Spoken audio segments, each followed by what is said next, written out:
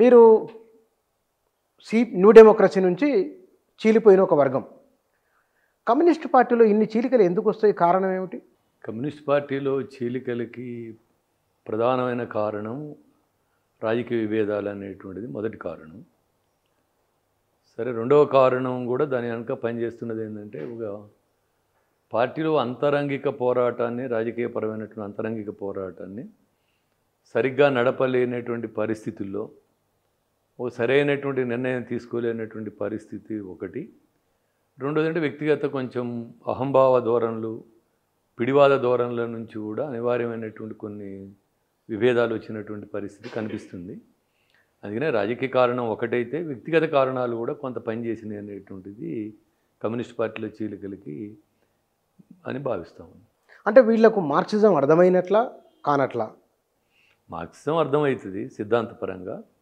దాన్ని అర్థం చేసుకొని అప్లై చేయడంలో, వాస్తవిక పరిస్థితులకి అన్వయించడంలో వచ్చినటువంటి తేడాలే ప్రధాన సమస్యలుగా ఉన్నాయి అనేటువంటిది భావిస్తున్నాం. అంటే ఇక్కడ బహుశా మీరు చిన్నప్పుడు ఏ కారణం వల్ల లెఫ్ట్ మార్గంలోకి వచ్చారు? మీరు ఇటువైపు ఆకర్షితులైన మీరు? మాది కమ్యూనిస్ట్ పార్టీ ఊరు, గ్రామం. తెలంగాణ సాయుధ రైతాంగ పోరాటంలో ఒక ముఖ్యమైనటువంటి పాత్ర నిర్వహించినటువంటి ఊరు. ఎవరు? మాది నల్గొండ, ఉమ్మడి నల్గొండ జిల్లాలో ఉన్నటువంటి వెలిదండ రంగాపురం అనేటువంటి గ్రామం మాది. ఆ గ్రామంలో తెలంగాణ పోరాటంలో, సాయుధ పోరాటంలో అమరులైనటువంటి వాళ్ళు ఉన్నారు. ఆనాడు రజాకారులకు వ్యతిరేకంగా, నైజాంకు వ్యతిరేకంగా జరిగినటువంటి సాయుధ రైతాంగ పోరాటంలో ముఖ్యమైనటువంటి పాత్ర పోషించినటువంటి ఊరు ఆ ప్రాంతం అంతా. ఆ క్రమంలో మా కుటుంబాలన్నీ కమ్యూనిస్టు ఉద్యమ ప్రభావంలో ఉన్నాయి. చిన్నప్పటి నుంచి ఆ వాతావరణంలో పెరిగాం. కమ్యూనిస్టు నాయకుల యొక్క పరిచయము, సహచర్యము, కుటుంబాలు అట్లా పెరిగినటువంటి వాతావరణంలో మొదటి నుంచి కమ్యూనిస్టు భావజాలంతో పెరిగిన. అట్లా నేను మరి కమ్యూనిస్టు ఉద్యమంలోకి వచ్చాను. చిన్నప్పుడే ప్రధానంగా మా గ్రామంలో మేము పుట్టి పెరిగిన తర్వాత మార్క్సిస్ట్ పార్టీ ప్రధానంగా ఉండేది. అప్పుడు దాని ప్రభావంతో ఉన్నాం. ఆ తర్వాత హై స్కూల్కి, కాలేజీకి వచ్చే టైంలో నక్సల్బరీ రాజకీయాలతో ఏర్పడేటువంటి మా ఊరి నాయకత్వంతో అనుసరించి పీడిఎస్సిలో పనిచేయడం, ఆ తర్వాత పీడిఎస్సి ఉద్యమంలో బాధ్యతలు అయిపోయిన తర్వాత పార్టీ నిర్మాణాలకు రావడం జరిగింది. అప్పుడు మీకు ఆర్ఎస్ఎస్ తారసపడలేదా? అప్పుడు కూడా ఏబీపీ ఉంది, ఆర్ఎస్ఎస్ కూడా అండర్ కరెంట్గా పనిచేస్తూ ఉన్నది. కానీ ఇంత ప్రభావంలో లేదు ఆనాడు. ఆనాటికి కూడా అది ఏబీపీ, ఆర్ఎస్ఎస్ శాఖలు ఉంటూ వచ్చినాయి. అయితే మా ప్రాంతంలో తక్కువ ఉంది, కమ్యూనిస్ట్ ఉద్యమ ప్రభావం ఎక్కువ ఉంది కాబట్టి మా ప్రాంతంలో తక్కువ ఉంది. కానీ అటు పట్టణ ప్రాంతాల్లో దాని ప్రభావం ప్రధానంగానే ఉంది అనేటువంటిది ఆనాటికి ఉన్నది. కానీ ఆర్ఎస్ఎస్ ఇవాళ ఒక ప్రబల శక్తిగా ఎట్లా ఎదగగలిగింది? కమ్యూనిస్టులు ఎందుకు ఇంత బలహీనం కావాల్సి వచ్చింది? కారణం ఏమని మీరు అనుకుంటున్నారు? ఆర్ఎస్ఎస్ది సింగిల్ ఎజెండా. ఒకటి, మత ప్రాతిపదికగా మెజారిటీ హిందువుల్ని సమీకరించటము, పండగల్ని, సంస్కృతిని అన్నిటిని ఉపయోగించి ప్రజల్ని సమీకరించుకోవడం అనేటువంటిది. మెజారిటీ మతం, మన మతం అధికారంలోకి రావాలి, భారతీయ సంస్కృతి, మనువాదం, ఇవన్నీ ఏదైతే ఉందో దాని యొక్క పునాది అంతా భారతీయ సాంస్కృతిక వారసత్వం అనేటువంటిది అది పుణికిపుచ్చుకున్నది.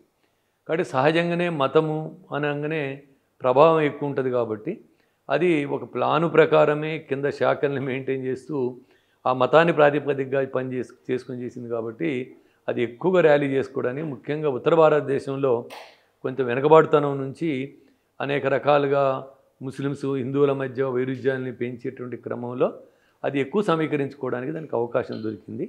కాబట్టి కాంగ్రెస్ యొక్క వైఫల్యాలు, కాంగ్రెస్ పార్టీ యొక్క పరిపాలన, దాని వైఫల్యాలు, అదేవిధంగా కమ్యూనిస్టు ఉద్యమం యొక్క ప్రభావం కూడా పెరగకపోవడం, అది ముందుకు పోలేకపోవడం, కమ్యూనిస్టు ఉద్యమంలో వచ్చినటువంటి అనేక ధోరణులు, చీలికలు, విభజనలు అనేటువంటివి కూడా దానికి తోడ్పడింది. ఆర్ఎస్ఎస్ ఎన్ని శాఖోపశాఖలుగా ఎంత బలంగా విస్తరించడానికి హిందువులు అంటున్నారు. ఆ హిందువులే మీ పార్టీలో కూడా ఉన్నారు కదా, ఆ హిందువులే మెజారిటీ కమ్యూనిస్ట్ పార్టీలు ఉన్నారు కదా. ప్రజల సంస్కృతిని, ప్రజల ఆలోచనను గౌరవించలేదా, లేదా నిరాకరించినట్ల కమ్యూనిస్ట్ పార్టీలు? కమ్యూనిస్ట్ పార్టీ ఒక వర్గ దృక్పథం ఉన్నటువంటి పార్టీ.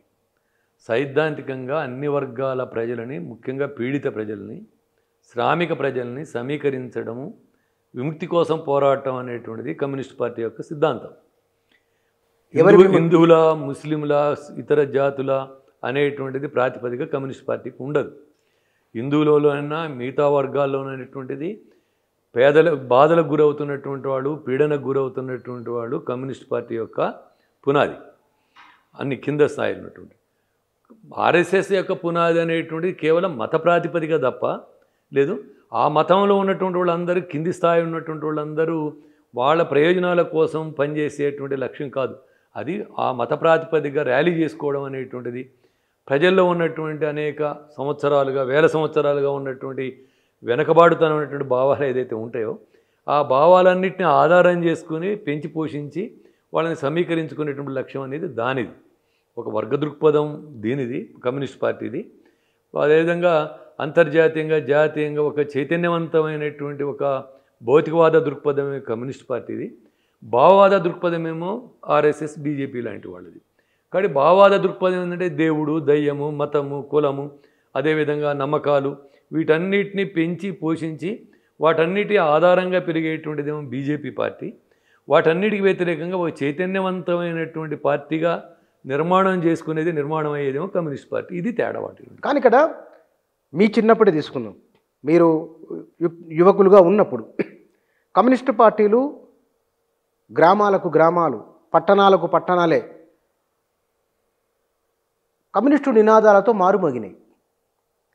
ఇవాళ ఆగిపోయినాయి. దీన్ని కమ్యూనిస్టు పార్టీలు ఆత్మపరిశీలన, అంతర్మదనం చేసుకుంటున్నాయా?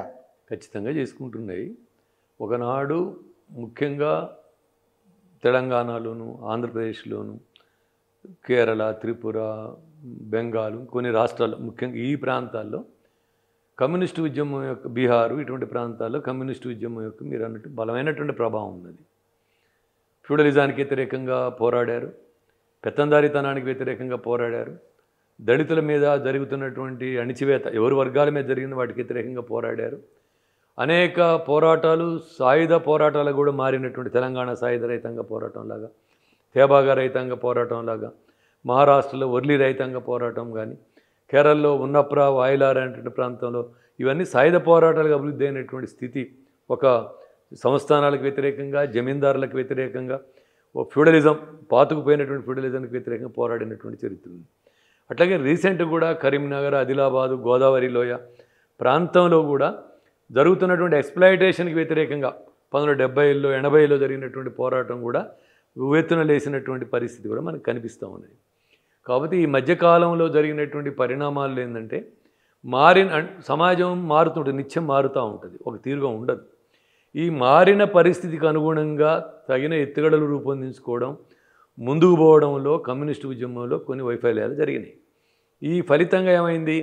మధ్యతరగతి పెరగడం, సమాజంలో కొత్త ఉత్పత్తి శక్తులు పెరగడం, ఉత్పత్తి సంబంధాల్లో మార్పు రావడం, వీటన్నిటి ఫలితంగా ఈ మారినటువంటి పరిస్థితిని సరిగా అర్థం చేసుకొని దానికి అనుగుణంగా ఎత్తుగడలు రూపొందించడంలో కమ్యూనిస్టులు ఫెయిల్ అయినటువంటి పరిస్థితి. దాన్ని సరిగ్గా గుర్తించలేనటువంటి పరిస్థితుల్లో నుంచి సహజంగా మధ్యతరగతి వర్గము, సహజంగానే కొంత ఉత్పత్తిలో పాతుకుపోయిన, అంటే కొంచెం అభివృద్ధి అవుతున్నటువంటి శక్తులు కమ్యూనిస్టు ఉద్యమానికి కొంత దూరం జరిగినటువంటి పరిస్థితి. దీన్ని పాలక వర్గాలు, అది బీఆర్ఎస్ కావచ్చు, కాంగ్రెస్ కావచ్చు, ఇప్పుడు బీజేపీ కావచ్చు, వీళ్ళు సొమ్ము చేసుకుంటున్నటువంటి పరిస్థితి అయితే ఉన్నది.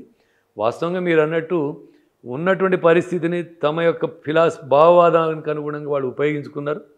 భౌతికవాద దృక్పథంగా ఉన్నటువంటి కమ్యూనిస్టులు భౌతికవాద విధానాల ప్రకారం దానికి అనుగుణంగా ఎత్తుగడలు రూపొందించుకోవాల్సినటువంటి దాంట్లో కొంత తడబాటుకి, ఫెయిల్యూర్కి గురయ్యారు. కాబట్టి కొంత వెనుకబాటుకి గురైనటువంటి పరిస్థితి కనిపిస్తూ ఉంది.